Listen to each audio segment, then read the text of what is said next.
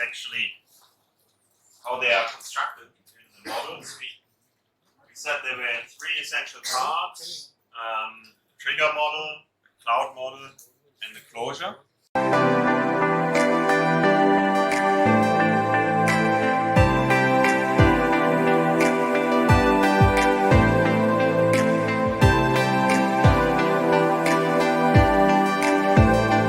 Which is actually how they are constructed in the models. We said there were three essential parts: trigger model, the cloud model, and the closure.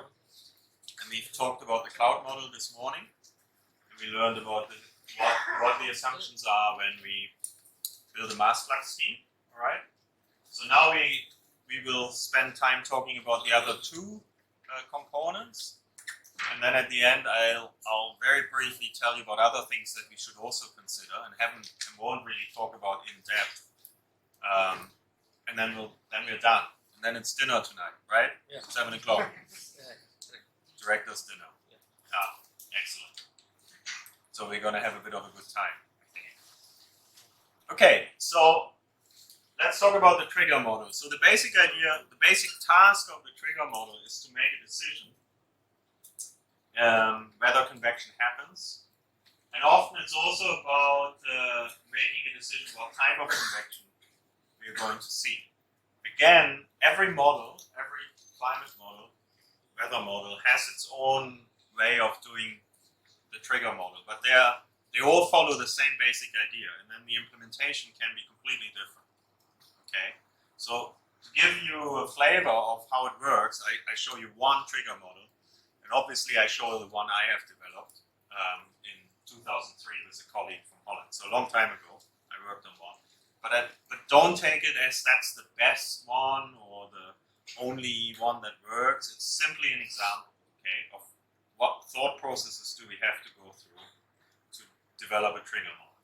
Okay, so the general idea of a trigger model is if we take a parcel from the surface and we lift it, will it reach the level of free convection, yes or no? And if it's yes, then we say convection will occur, and if it's no, we say convection won't occur.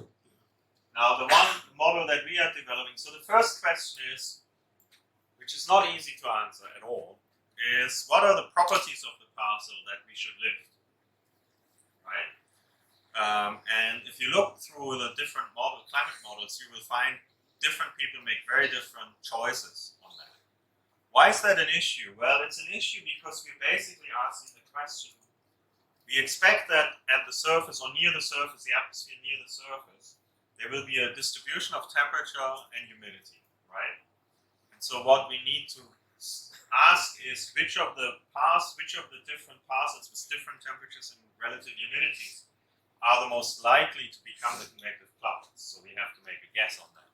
And usually what we assume, or what you should assume, is that the convective clouds aren't really the mean properties near the surface, but they are actually at the tail of the distribution, right? So if you think about temperature, let's just think about temperature, humidities, and that. So it's a multi-dimensional PDF, but temperature has a PDF, and it's the warmest parcels that we expect to be convective, right? Not the coldest, not the average parcel. Likewise for the humidity, it's the most humid parcels that we expect. So somehow we have to estimate how wide is that distribution and what is the tail when we want to calculate, when we want to say what is the temperature and humidity with which we lift the parcel. This is critically important because if we make a large perturbation, it will likely be easy to make convection. If we make a small perturbation only, then it won't be easy to make convection in that grid pose. So the decision at the end will depend on what choice we make for those parcels.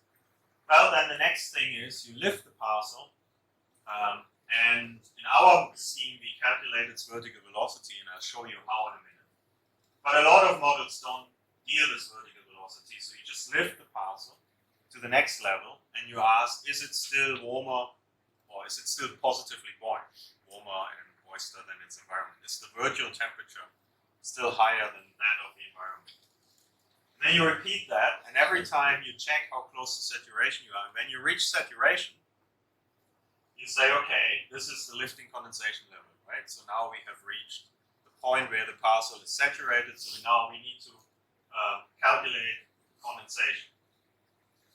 And then for most schemes, if the parcel, after you've done the condensation, is still positively buoyant, you say convection will occur. Okay? And then often we keep going and keep lifting the parcel further on, making some assumptions on what happens to the water. Remember, we have this pseudo-adiabat, reversible adiabat. Most of the time people use a pseudo-adiabat, all the water is removed the moment it forms. And then we find the level of neutral buoyancy where the parcel becomes negatively buoyant again. And we say that's the cloud top. That's our first guess how deep the clouds will go. And if they go more than 3 kilometers, we call it deep convection. And if they go less than 3 kilometers, we call it shallow. So that's the basic idea. Okay, so those are the steps, and every trigger model really follows these steps one way or the other. All right. So let me give you an example for one particular trigger model, just to again highlight what are the thought processes we have for both.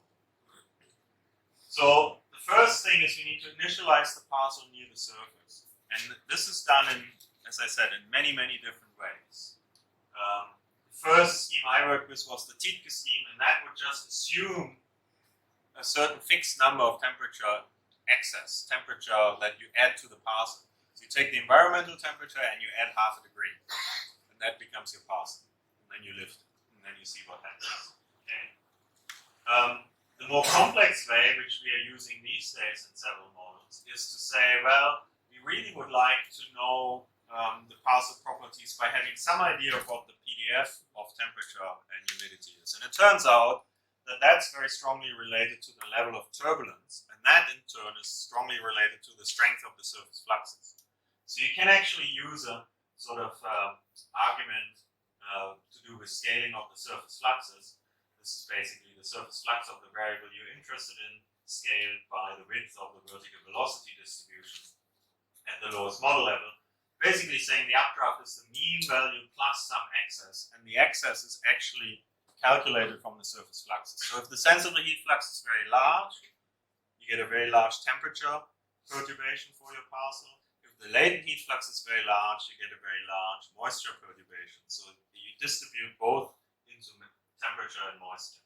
Okay, so that gives you a slightly better idea, because the level of turbulence is what sets the amount of extra temperature and extra moisture you want to put in the parcel. Okay, then you lift the parcel.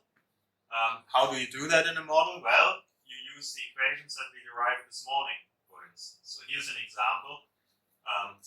If you wanted to do that, you can calculate the moisture at the next level. So now we have the moisture at the surface. We go one level up in our model. We want to know what is the parcel moisture now. Well, and there's these two terms that we have to consider. One is the entrainment term, as you can see, and another one is the condensation term. Well, below the cloud base, there's no condensation term, so we're good. But we still have to say something about entrainment. Okay. Most models, or many models, assume for their trigger model that there is no entrainment. Okay, they do an undiluted parcel ascent, which means their trigger ring is not considering mixing with the environment. In our model, we actually assume an entrainment rate that is proportional to 1 over the height. So it's very large near the surface, and then you go higher and higher, it gets less and less. And this comes from large eddy simulation that we're using this.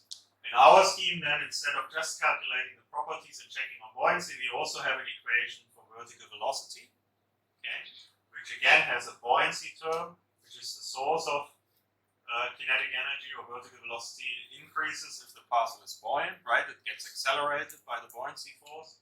And then we have a sort of a drag term, which is related to the strength of the entrainment, which slows the parcel down. And it's those two fighting each other that ultimately decide what will happen to the vertical velocity. Okay, so that's the lifting of the parcel. And then 3, 4, and 5 is very simple. Every time, at every level, we check whether the vertical motion is still positive, upward. If it is, we keep going. If it isn't, we stop. If we keep going and we reach the condensation level, then that becomes the cloud base, lifting condensation level. If the vertical velocity at the next level above the cloud base is still positive, we say convection occurs. If it's negative by then, we say there's no convection. And then we keep going until we find the first level where the vertical velocity is less than 0, and that's the top of the cloud. And then we know how deep the cloud is, and that's it. We can tell the scheme do deep convection or do shallow convection. That's just one example how this works. Remember, to do all this, a few things you need to program into your model. You need to discretize the equations in the vertical because you need to solve them numerically, not on a piece of paper.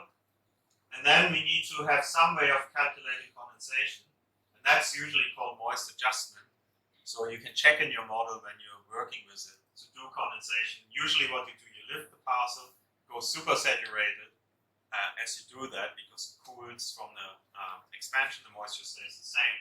And then you adjust that super saturation back to saturation, and the difference is made into cloud condensate, basically. Okay. All right. So that's the trigger model done. So if you think about what we have now, we have equations that can carry the fluxes up in the vertical. That's our cloud model.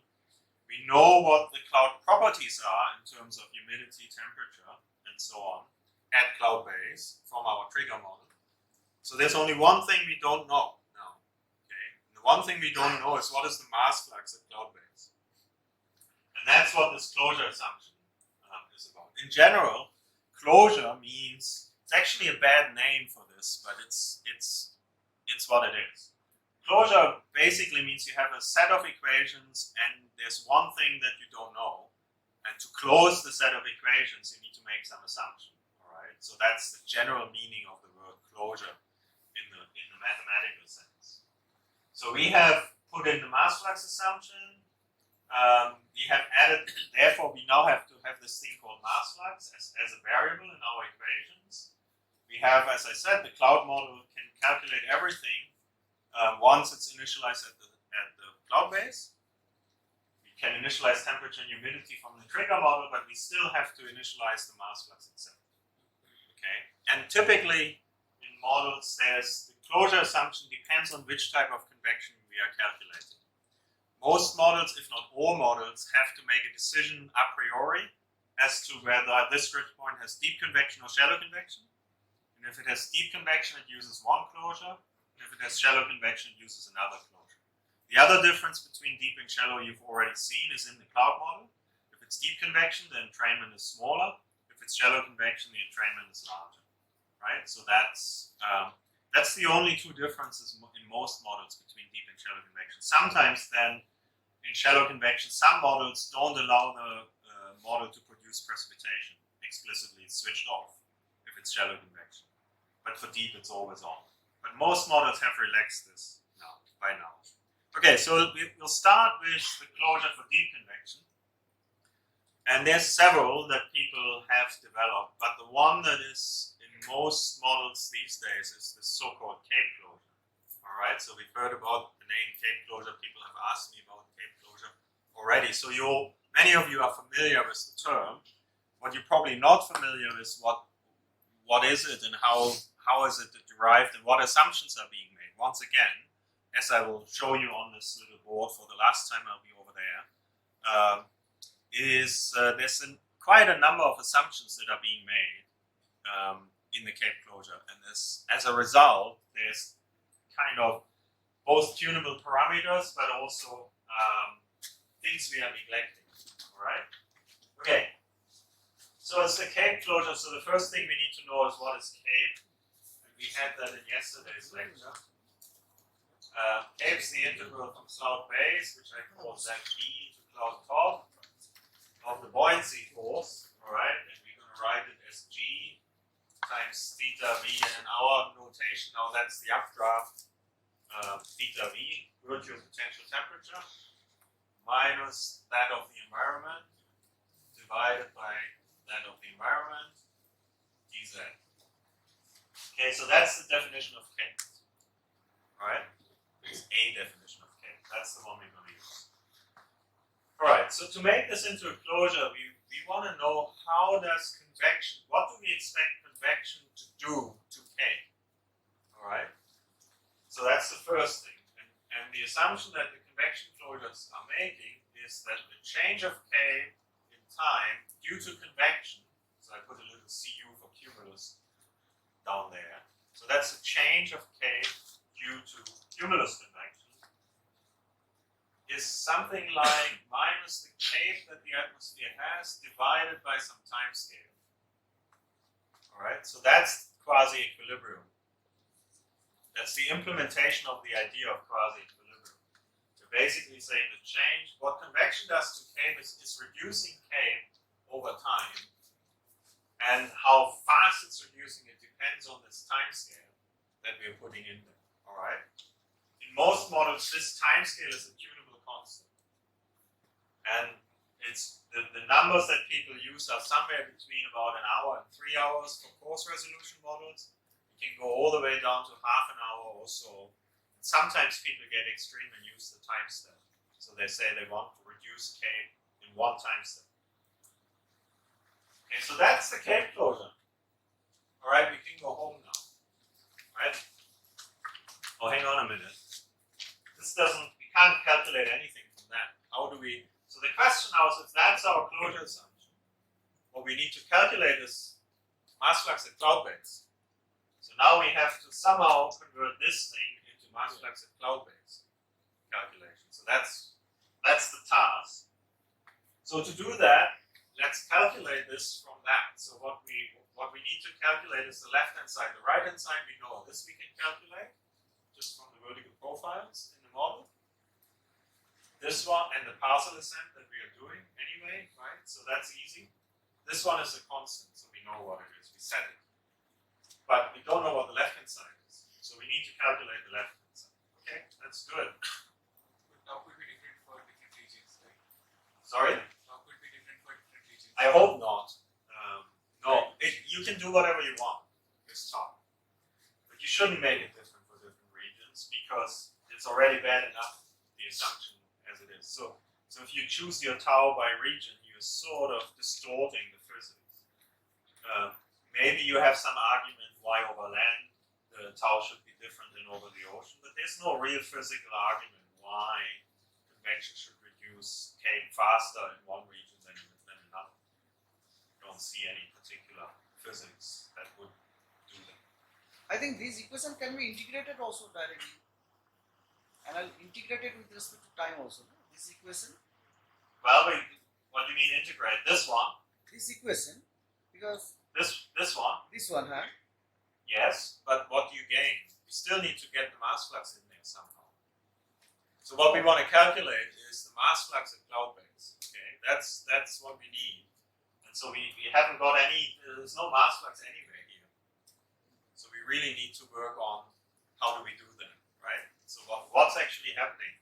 And a lot of you will have seen the formulations for cloud-based mass flux, and there's the big funky thing on the right-hand side. And that's what I'm going to try to derive for you. How do we get there? So what we do is we calculate, first thing is we actually calculate the derivative.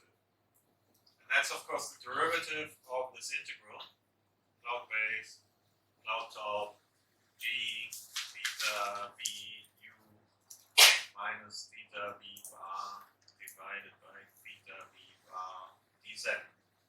So we want to make a derivative of that. So this is tricky because we're doing derivative of an integral, so you have to think about that.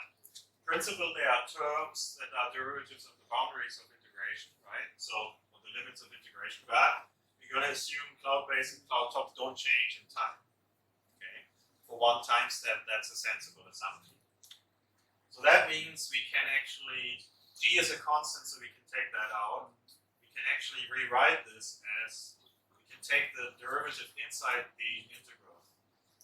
This looks trivial, but it isn't. We have made an assumption here already, right? That these limits of integration don't change in time. Okay, so then we get d by dt of this term, theta vu minus theta v bar, divided by theta v bar dz. So that's nice. Okay, so now we know what to do, right? Remember, if we do the derivative quotient u over v prime is u prime v minus uv prime divided by v squared. Good old school mathematics. Very simple. So let's do that. I'm going to go back up rather than further down because my knees are getting creaky. Oh, might need that. Okay, so we do that. So then that equals g times the integral from cloud base to cloud top. Okay, u prime v, that is d theta v u by dt minus v theta v bar by dt. So that's the u prime bit. And then we need to multiply with v theta v bar. Then we do minus u, which is theta v u minus theta v bar times v prime, that's v theta v bar by dt. Yeah. And then we divide by v squared, so that becomes theta v squared. And that goes by dz. Do this correctly? I think we did. The only thing that I should do is really, there should be a little cu on all of them. So we're only interested in what convection does to those derivatives, right? Okay. So what do we see? We have a minus theta v d theta v bar. Minus minus gives a plus. So this goes with that. Right? So that becomes g times the base to the top. Theta v bar times d theta v u dt convection. Did I do this correctly? And then this one is a minus theta v u times d theta v bar by dt from convection divided by theta v squared. Squared and dz. Okay, that's how far we've gotten. That's looks simple, but still no mass flux inside, of course. Okay, now we're going to make a few more assumptions, which is why we are looking at this. The first assumption we can make when we designed our cloud model, we already said that the updrafts are in steady state. So that means that any updraft, any partial derivative with respect to time of an updraft quantity is zero. Okay? So we know that d theta v u by dt equals zero. That's just following our idea from the cloud model. Okay? So that's nice, makes this term go away. We still have a term left here where we have a theta v u and theta v squared. So the other assumption that we can safely make is that these are order of 300, right? The numbers are order of 300. And the perturbation in an updraft, if you check for theta v, is about a degree, sometimes 2. So we're looking at, so we can safely assume that theta v u over theta v bar is approximately 1. Right? Because this is really only a degree out of 300. So we're dividing 301 by 300. So we can assume that that's 1. That helps us because our new equation for dk by dt from convection is then minus g, the integral from the bottom to the top, of minus, no, the minus is already gone, actually. Already used that. Of 1 over theta v bar, d theta v bar by dt from convection integrated over the cloud. Okay, so now, believe it or not, we are in good shape. Because what we now have to say is, so what is the change in the mean variable, theta v, due to convection? we know that. We actually have equations for that because we have a cloud model, which we've already agreed upon we're going to use, which is this mass-flux cloud model. And so the first thing is we have an equation for d theta v bar by dt due to convection, which is effectively combining the Q1 and the Q2 because it's the heat and the moisture equations together. And then that has a source term, which is condensation. Yeah. And then the other one is this flux divergence term, minus rho 1 over rho bar d by dz of w prime theta v prime, but we already can rewrite this as mass flux times theta v u minus theta v bar. Thanks to the work we've done this morning, we know that we can approximate the flux w prime theta v prime flux as mass flux times this. Yeah. So that's our expression for the tendency of d theta v by dt. Does that make sense to you? So we can write this, we can do a bit more math, and now I don't have this on my piece of paper, so let me write. So that's L times Cu term we leave alone. That's the condensation term. So now we just work out what this is. Minus 1 over rho bar d by dz. So we have two terms, mu d theta vu by dz. That's the first bit. And then we get minus minus gives us a plus 1 over rho bar d by dz of mu theta v bar. Yeah? Okay, so I'm going to go back to the top because of my knees. Might want to leave this one. We might want to use it. Okay. Hopefully we haven't made a mistake, so we can take this off. Okay, so this is what we're trying to calculate. So this one, you will notice we have an equation for. It's coming from our cloud model. So we can use the cloud model equation for this. D by dz mu theta vu is actually what is it? Rho bar times L times Cu. That's 1. Plus entrainment of theta v bar minus detrainment of theta v u. Remember those equations? We had them up earlier this morning. That was just the equation for the flux. We wrote it in S and Q.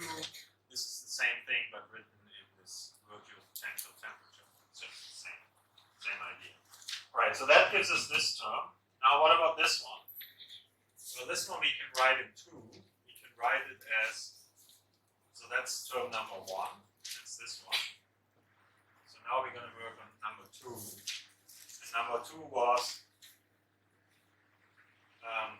just take this away and put it back later. dmu theta v bar by dz, and that's of course mu d theta v bar by dz plus theta v bar dmu by dz. Yeah? That's just product rule. This one we leave alone, there's nothing we can do about it. But the second one, we have an equation for dmu by dz. It's E minus D, entrainment minus detrainment. So that's plus theta v bar times E minus D. You can put little u's there. Complete. It's entrainment minus detrainment. Okay, so we plug that back in, and we get what we are calculating is d theta v by dt due to convection. That's LCU. Now we plug this in. Rho divided by rho minus LCU, nice, plus EU over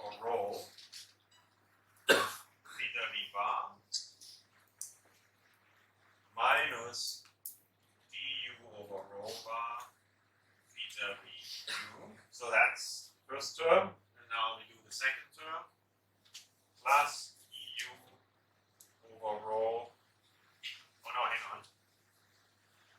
What have I done wrong here?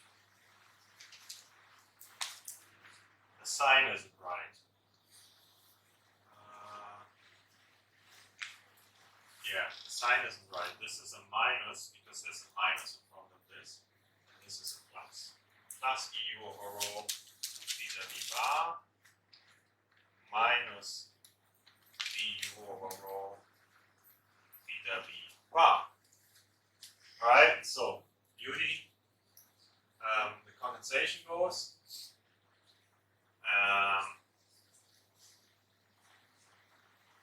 Oh, there's one term missing. Hang on. And that's this one. Plus mu over rho d theta v bar by dz. Yep. I had missed that one. That's this one here. The entrainment ones go. So we are really only left with two terms.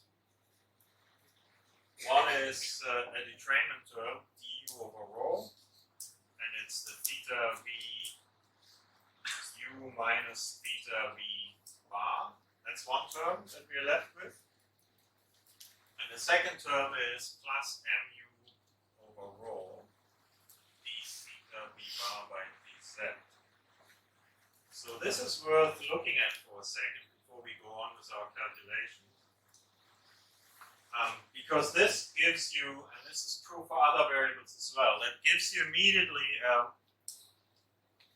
an insight as to how convection affects the large scale once you apply the mass flux concept. You have a new insight into how convection actually, so the change, and you can think of this as temperature, moisture, or virtual temperature, they all work the same.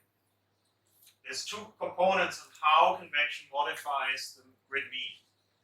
Component number one is through detrainment, right? So detrainment changes the grid mean. That's one thing convection does. This detrainment, and how big this effect is depends on how much the difference between what's inside the cloud and the mean actually is. Okay, so that drives. So the strength of the size of this term is driven by how big is the detrainment itself, and how big is the difference between the cloud variable that we're interested in inside the cloud and outside the cloud. Roughly. But then the other term, which turns out to be much bigger than this one, is actually a subsidence term. You can think of this mu divided by rho as a vertical velocity.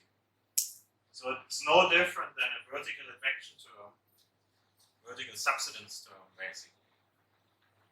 And so the idea that has resulted from this is that convection influences, the biggest influence of convection on the environment is actually this creation of subsiding motion between the clouds.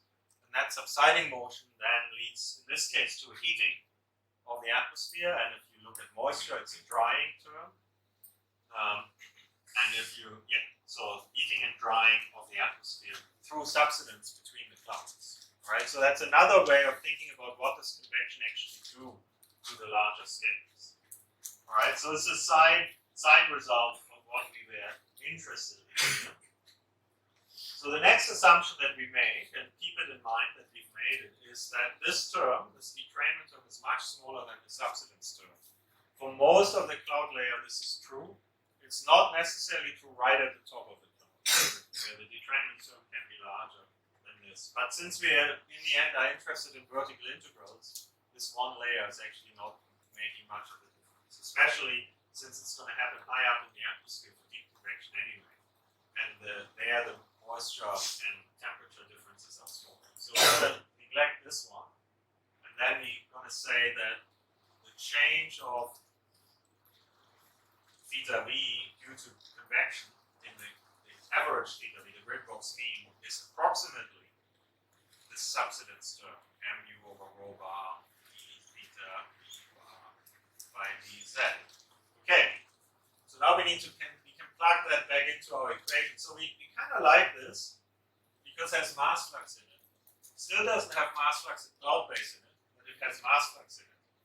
Okay, so we still have to do this conversion. So remember that dk, what we're trying to do here is dk by dt was this integral. Let me get the sign right. It was a minus g of cloud base, cloud top. There was this 1 over theta v, and then it was this thing here. So we can put that in times mu over rho bar d theta v bar by dz dz. And that equals k minus k over some time scale, right? That's this one was that one by an assumption that we are making. All right. So the trouble is, it looks like we can integrate that, but we can't because this mu is a function of height. So we are otherwise this was if mu was constant, we'd be there would be a chance to integrate that, but there isn't really. So the next trick, we really want to calculate mass flux at cloud base, right? And so all we do now is we say the mass flux as a function of height is a mass flux at cloud base, call mu dash b, times some profile of the mass flux as a function of height. Alright, so we assume we can separate the magnitude from the shape. So this is the shape, and this is the magnitude of the mass flux. And that shape profile indeed, we can calculate because the mass flux is d mu by dz is e minus d.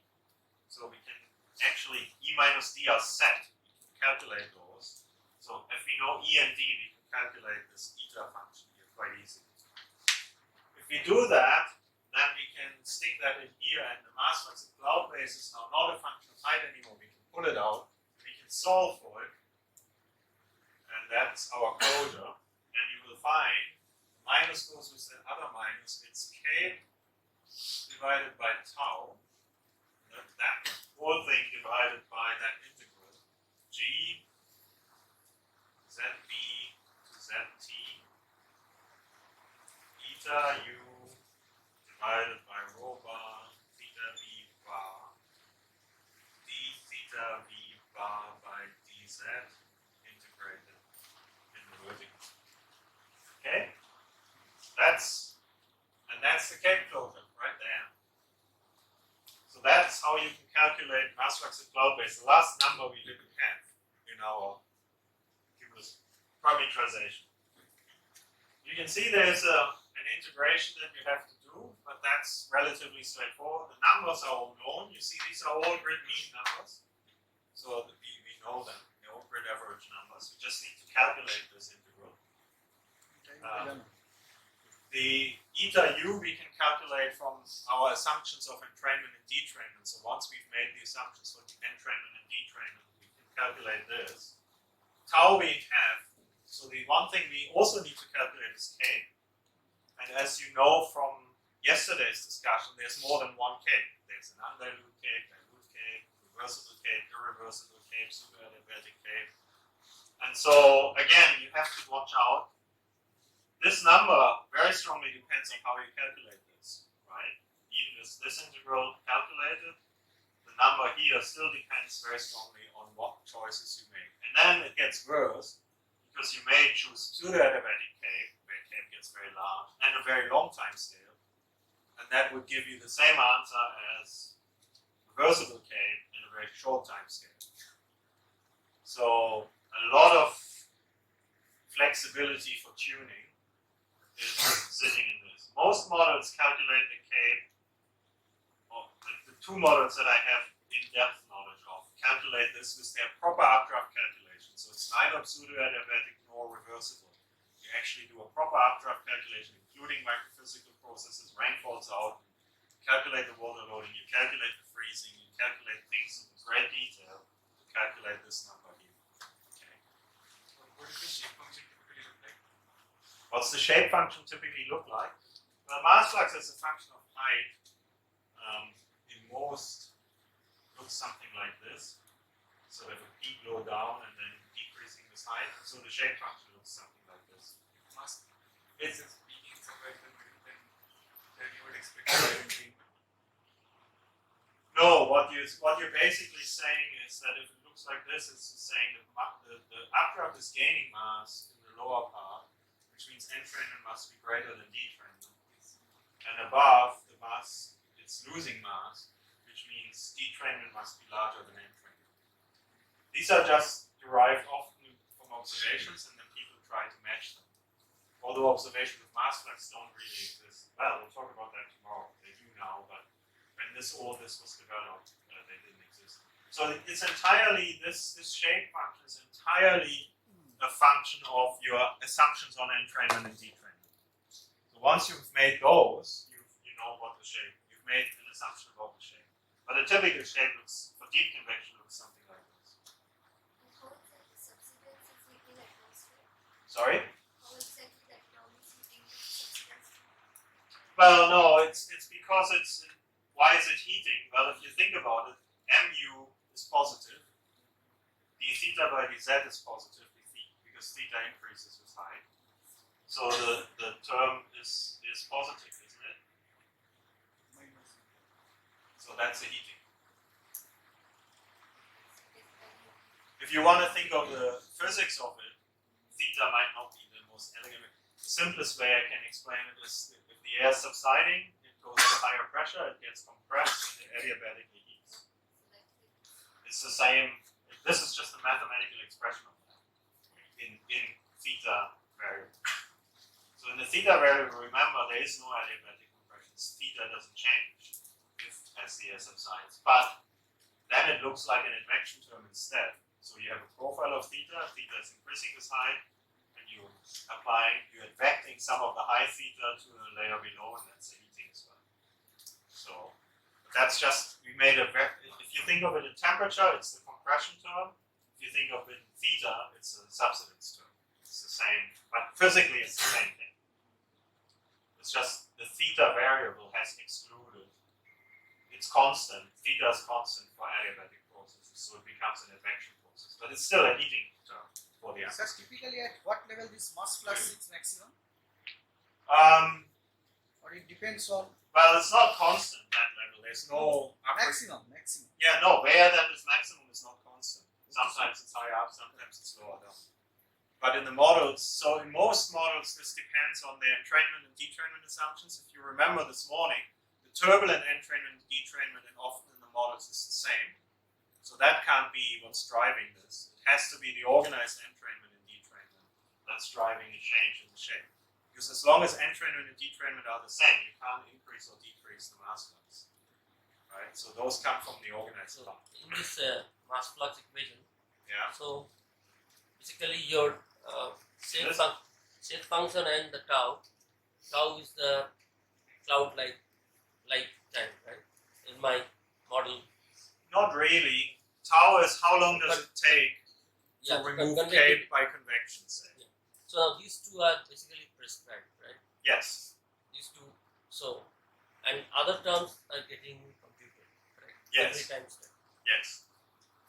Yeah. So I mean, so the uncertainties, if there is any, you feel it is getting introduced by these two terms, or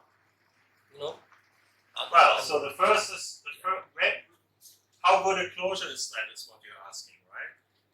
yeah. Is that what you're asking? How good is this closure? Well, the first problem is: do you believe that this is true? Of course, not in very high resolution. Well, in general, I mean, is it true that the reduction in that the change in what cumulus convection does to the cave is well described by this? That's the first question. Next question is how long? What should that time scale be? Over what time period does convection affect cave? Then we've made a lot of assumptions going to this. Remember, we've thrown away, made the steady state assumption. We've thrown away the detrainment terms and so on and so forth. So there's some uncertainty resulting from that. Once you get to here, the remaining uncertainty is this. Another uncertainty is you need to know what the base and the top are. We've assumed they don't change, right? So that's another assumption we've made. Yeah, and then the shape factor, which is set by your entrainment and detrainment assumptions. Sir, actually this denominator integration has to be carried out numerically. Yes. Now for numerical integration, theta v profile I know. But do you have eta u profile also? Yes. Okay, Yes, that is- because we have this equation dmu by dz equals eu minus du, and these are just set.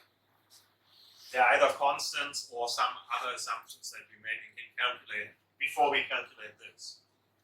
Alright? And then we write this as d mu b times eta u by dz. So it's really this eu minus du. Just wanna, for completeness, put that there.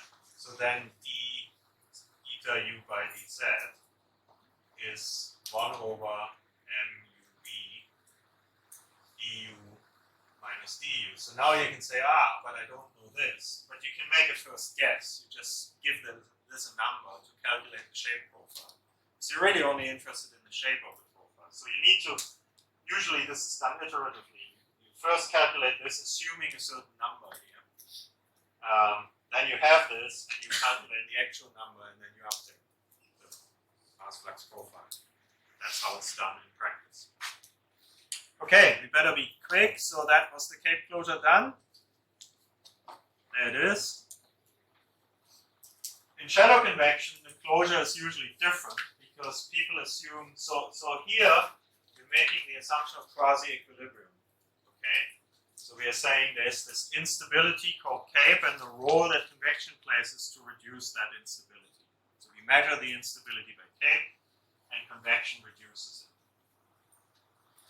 It turns out that if you look at shallow convection, shallow convection doesn't act to remove Cape. Just looking at the physics of shallow convection, this assumption that there's instability and it's being removed doesn't work that well because shallow convection is mostly an extension of the boundary layer turbulence, of the subcloud layer turbulence. So it's usually driven by surface fluxes, shallow convection is. And it often exists in region of large-scale subsidence, so it's actually not related to this ascending motion in the atmosphere. And we often have very strong stable layers on top of the convection, like the Tradin curve, for instance. However, the cloud model, people feel they can still apply that to shallow convection because this description of shallow convection using mass fluxes has been shown to work quite well. However, the closure doesn't work anymore, so this Cape closure we simply cannot use to describe shallow convection. So we need a different closure, okay? So the closure that's used in many models is a boundary layer equilibrium closure. So rather than saying there's a quasi-equilibrium in the entire atmosphere, we are saying we want convection to create an equilibrium in the boundary layer. So the idea is that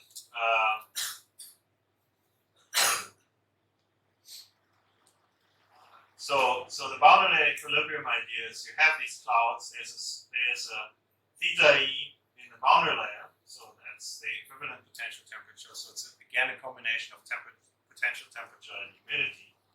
And it's high in the boundary layer and it's low in the free troposphere. Okay? So then we have surface fluxes which increase this theta E in the boundary layer. And we want to balance that by entraining air through the cloud base into the subcloud layer from the free troposphere. So here we are increasing theta E, and this will decrease theta E, right? Because the tropospheric theta E is lower. And all we want to do now is we want to create an equilibrium where the surface fluxes are exactly balanced by this influx of theta E from above the boundary layer. And we do that so the mass that goes out of the boundary layer is determined by the mass flux that we are prescribing on our clouds. We say the only thing that takes mass out of the subcloud layer into the free troposphere is convection. There's downdrafts potentially, but for shallow convection we neglect those. We neglect radiation, and then we basically postulate that we want the theta E in this layer to balance, and so therefore we need to take mass out, which takes some of the higher theta E air out and bring low theta E air in, and from these assumptions, as I will show you in a minute, we can calculate what the mass mass flux must be to achieve that equilibrium. And that's how it's done. So one other way of doing this, so this is how it's done in the T-curve convection scheme, is very simply to say, okay, between 0 and cloud base, so that's the surface to cloud base, we look at the dry static energy, and the moist static energy is the same thing as, very similar in its properties to theta E. And we assume that the tendency of that integrated over the entire layer is 0. Okay? And then we say, okay, there are two contributions to that tendency. One is from convection, so mass flux, our mass flux scheme contributes, and the other one is from everything that's not convection, which includes turbulence, radiation, and also large-scale processes. All right. The convective tendency, we know again, is this term here. It's just -1 over. There's no condensation because we're in the subcloud layer. So the only thing that happens is turbulent transport. At cloud base, we know how to write this turbulent transport. It's our mass flux at cloud base times the difference in H. Convection has no mass flux, has 0 mass flux at the surface. Okay, because all the fluxes at the surface are done by turbulence, not by convection. And that allows us to say, well, the mass flux at cloud base must then be this integral of all the non-convective process changes or non-convective process influences on the boundary layer moist static energy divided by this difference of moist static energy in the cloud minus the environment at cloud base. Okay, so that's how closure we're done. This we can calculate because we have all our other physical processes we can calculate. We have a turbulence scheme, so we can calculate how much the turbulence scheme changes the moist static energy below cloud base, how much radiation changes it, how much large-scale processes change it. And so we can, again, we have closed the systems of equations. Does that make sense? And the physical idea behind this is this boundary layer equilibrium. Surface fluxes pump, say, moisture or heat into the boundary layer, convection takes it out. And we want to calculate how much do we need to take out to keep everything steady, basically.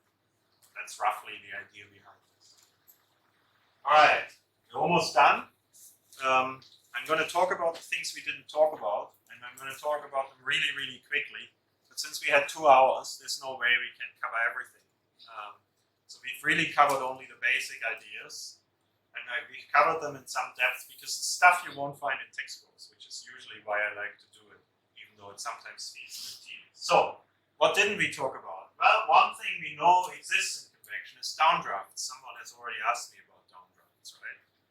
What are downdrafts? So they are upside-down updrafts, and then we can leave it at that. But why do they occur? Well, they occur when we get negatively buoyant parcels. So in other words, we get parcels that are colder and drier potentially than the environment. So they have, think about density perturbation, they're heavier than the environment. So there's higher density in those parcels. Well, how can you make such parcels in the atmosphere? Well, one process that can make an air parcel very cold is evaporation. I don't know whether you notice, but if it rains somewhere, probably even here, you notice it gets cooler. The air feels cooler in the rain, and it's not because it's cold raindrops hit your skin. It's because they evaporate, and that evaporation consumes energy, and it cools the atmosphere, right? And the same happens anywhere where if rainfall falls into unsaturated air at the side of the cloud, for instance, if the cloud's slightly tilted, you can see that the rain wouldn't fall through the cloud, but it would come out at some point and fall into the dry air.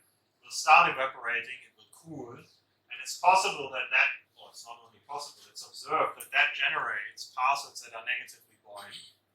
And then they accelerate, they accelerate downwards by the buoyancy force, and they generate convective scale downdrafts that can go all the way to the surface. And when they hit the surface, they're often known as cold pools, so there's often the term cold pool is used for these.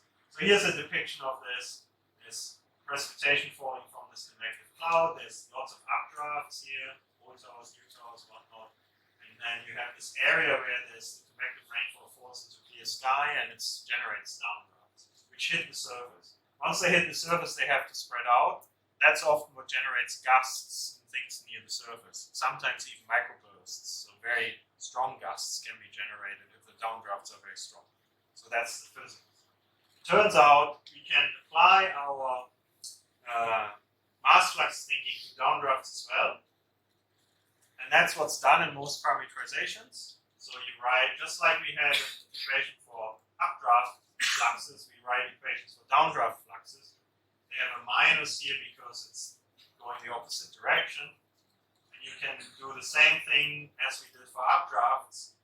You can have entrainment and detrainment that determine the mass in those downdrafts.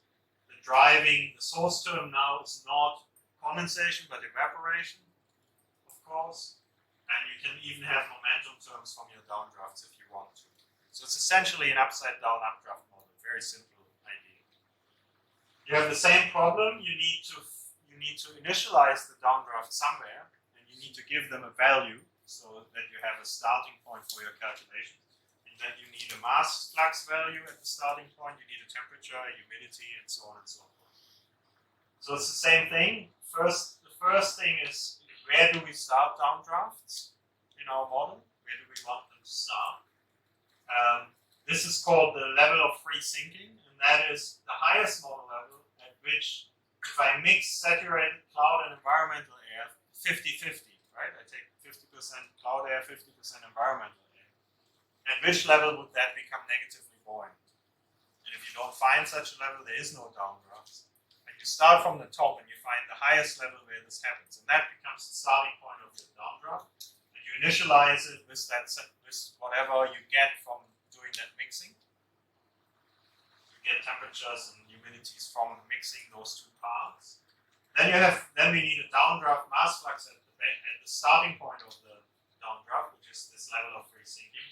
In most models, it's simply taken as a fraction of the updraft mass flux. And the number is tunable yet again. So in the TP scheme, that fraction is 30%. And it's plugged out of thin air. It's not really sort of hand-waving physics is being used. And it's not a bad number from observations, but there aren't many observations. But from the observations we have, it's not a bad number. And then you need entrainment and detrainment. You need to prescribe that. And usually it's done just like for the updrafts, but often a bit simpler. You just assume some constants, similar to the updraft. So that's one thing we didn't talk about. Another thing we didn't talk about is microphysics.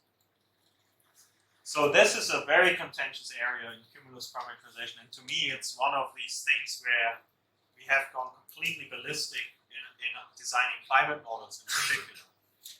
In that in many convection schemes, the microphysical assumptions are very, very simple, sometimes non-existent.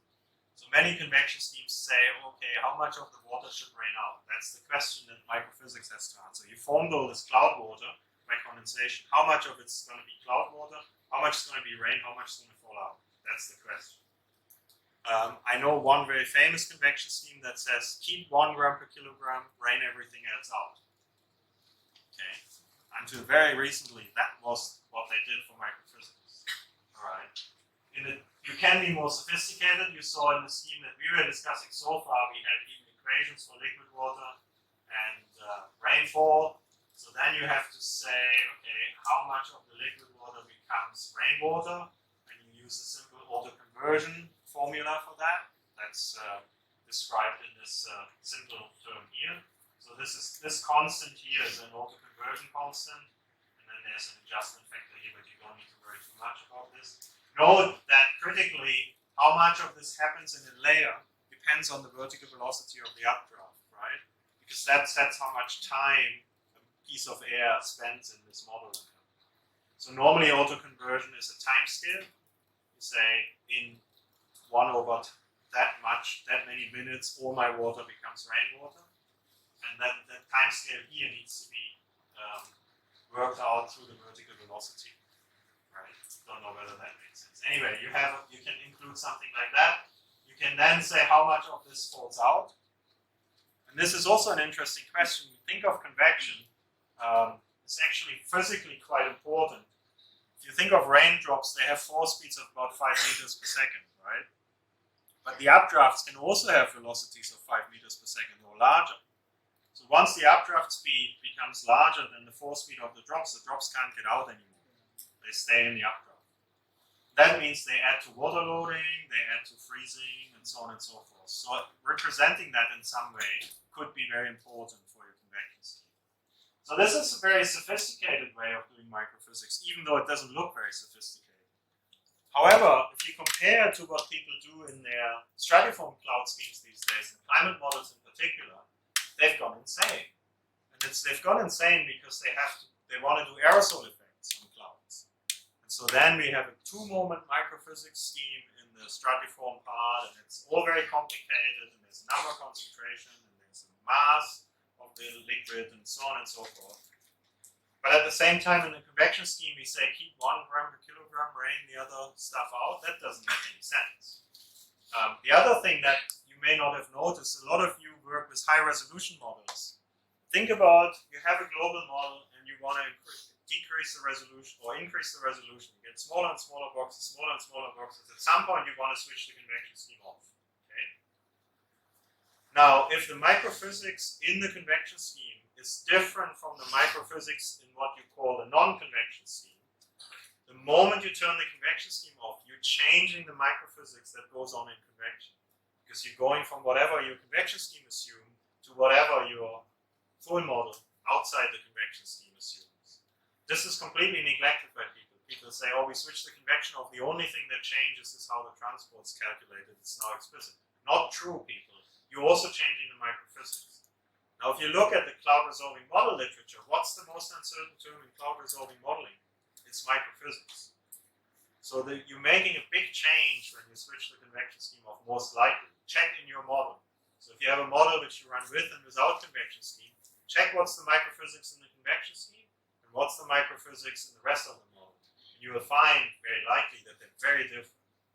So when you switch the convection scheme off, not only do you change how the transport is made, you're also changing the microphysics. And it's very hard to disentangle in your results which of your results came from changing the transport and which of them came from changing the microphysics. And we will never know unless we use the same microphysics in both. So that's the key message I have there. And finally, one thing we didn't talk about because convection schemes are really no good at doing it is this large scale, this mesoscale effects of convection. So many convective systems are organized such that we get this stratiform part to them. We discussed this yesterday.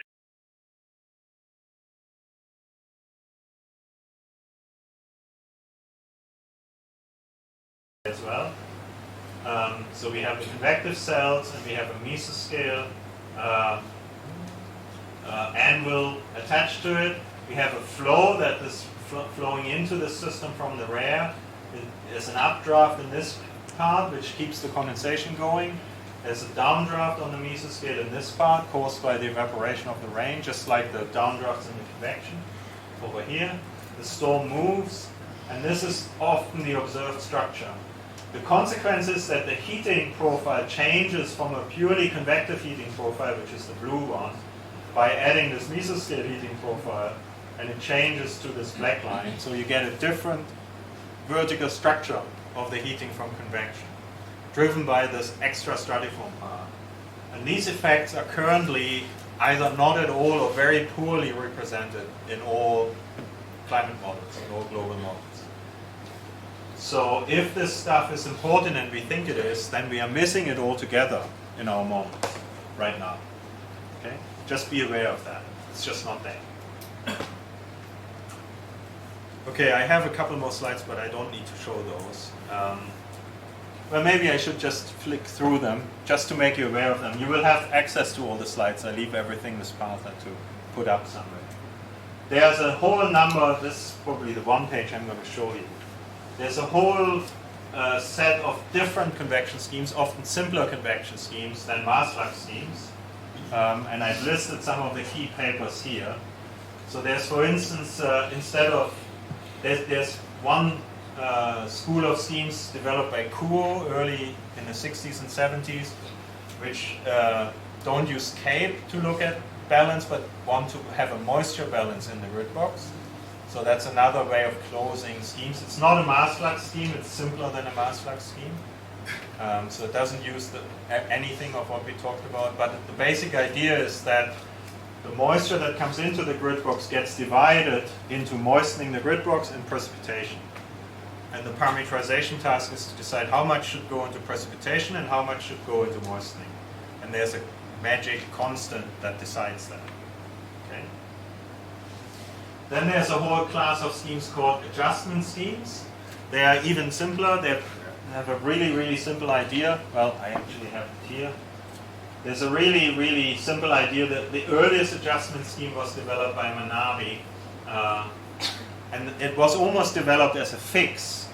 Parametrization development started out as a fix. So people had dry models, then they added moisture. First thing they noted, oh damn, there were some points that went super saturated. So quickly they developed a parametrization of condensation, right? Just to get rid of the super saturation. So that was a fix if you think about it. There was a non-observed state suddenly in your model and you fixed it.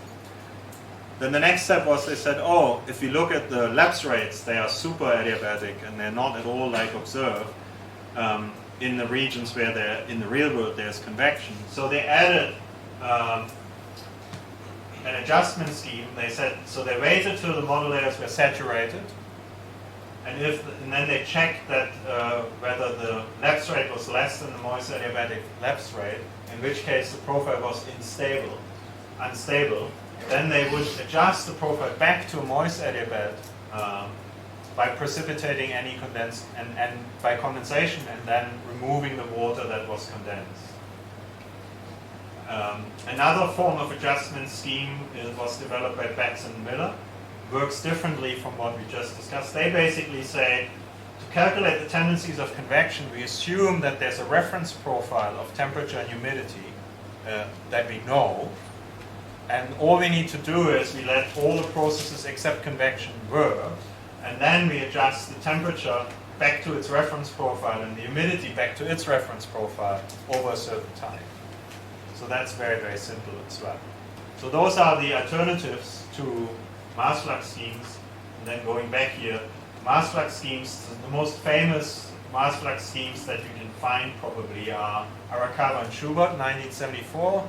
It was the first sort of expression of, this wasn't the first mass flux scheme, that was actually Uyama in 1969, wrote the first sort of mass flux scheme. But Arakawa and Schubert were the first ones to sort of apply it to a, more generalize it basically. And then the famous and detraining clue models are Tietge, Gregory and Roundtree. There's one that should be here that isn't there, that's called, is the Jean-McFarlane scheme.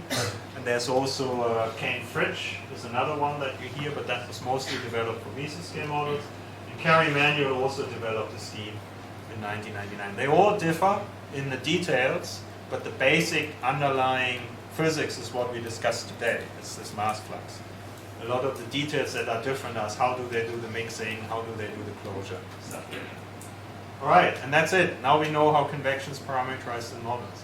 The one thing you may note is there's really not many papers that are later than 1990. 1990 was 27 years ago. So not much has happened in 27 years in the fundamentals of cumulus parametrization. A lot of details have been changed, you know, how to do entrainment, how to make this and that. But the basic framework in which people think about convection in climate models and weather models has not changed in 27 years. And that will come back to tomorrow, because it's probably time that we come up with some new ideas. And we know it's not working very well as well, right? So I mean, there's lots of problems with this, and yet in 27 years, not much has happened. Think about that. All right, questions?